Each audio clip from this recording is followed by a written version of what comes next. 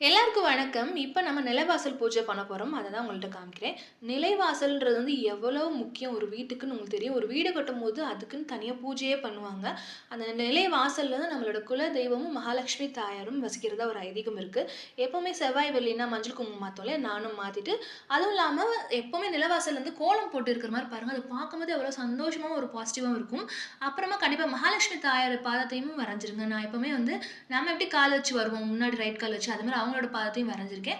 அதுக்கப்புறம் எனக்கு தெரிஞ்ச மாரி சின்ன சின்ன டிசைன் போட்டிருக்கேன். ஃப்ரைடேனாலே கண்டிப்பா தாமரை கோலம் தான் போடுவேன். தாமரைனாலே அவளுக்கு ரொம்ப பிடிக்கும். போட்டுட்டு 2 அகல் விளக்கு வந்து வடகிழக்கு மூலையில வச்சுட்டு, விளக்கு ஏத்திட்டு, பூக்களும் வச்சுட்டு, தண்ணி வச்சுட்டேன். அதுக்கப்புறம் என்ட்ட உருளி இல்ல. அதனால நான் அந்த பிளாஸ்டிக் பாக்ஸ்ல தான் அந்த பூக்களால டெக்கரேஷன் பண்ணியிருக்கேன். ஃப்ரைடேனால கூடுதல் ஸ்பெஷலா பிளஸ் நிலைவாசல் பூஜைனால நான் வேப்பிலையும் எடுத்துட்டு வந்து சைடுல 2 பக்கமும் வச்சுட்டு, பூக்களால இன்னும் கொஞ்சம் டெக்கரேஷன் பண்ணிட்டேன். ஸோ பார்க்க ரொம்ப அழகா இருக்கும். நமக்கும் மனசுக்கு நிறைவா இருக்கும் இல்லையா? அதுக்கப்புறம் எப்பவுமே எந்த பூஜை பண்ணாலும் விநாயகர் துதி சொல்லிட்டு, நம்ம குலதெய்வ பூஜை பண்ணிட்டு, அதுக்கப்புறம் மகாலட்சுமி தாயாரோட போற்றிகள், அதுக்கப்புறம் பாடல்கள் எல்லாமே பாடியிருந்தேன்.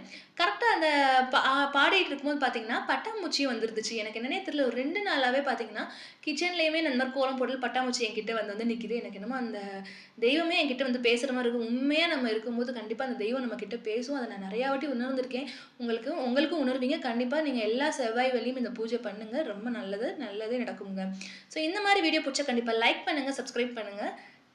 அதுக்கப்புறம் பார்த்தீங்கன்னா, தீபம், தூபம்லாம் காமிச்சுட்டு சூடனும் வந்து நிலைவாசல்லேருந்து வீட்டுக்கு வந்து காமிச்சு முடிச்சுட்டேன்.